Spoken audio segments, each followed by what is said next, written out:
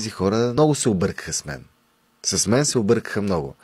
Аз просто не прощавам такива неща. Особено когато истината и правото е на моя страна. Ако наистина нямахме основание, нямаше да предприема такива действия. И да говоря такива неща, които ти кажеш, че съм прекалил.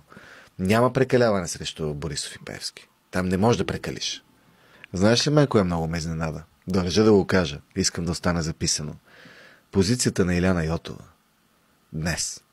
Чаках говорителите на президента няколко грамовно мълчание няколко дни. Те се изказват винаги. И днес чух Илияна Йотова как каза, че била формално права Киселова, но трябвало да бъде не е формално права, госпожо Йотова. И ако вие защитавате Киселова, значи защитавате Пеевски.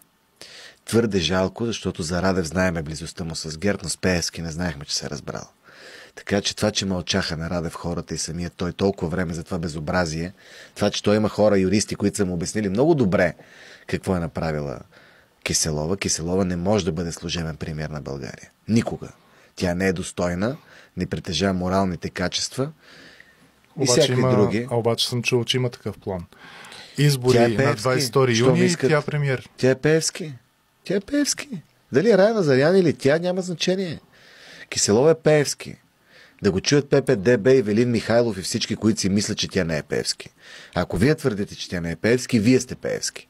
Това го каза Кирил Веселински 12 минути след избора на Киселова. Помниш ли?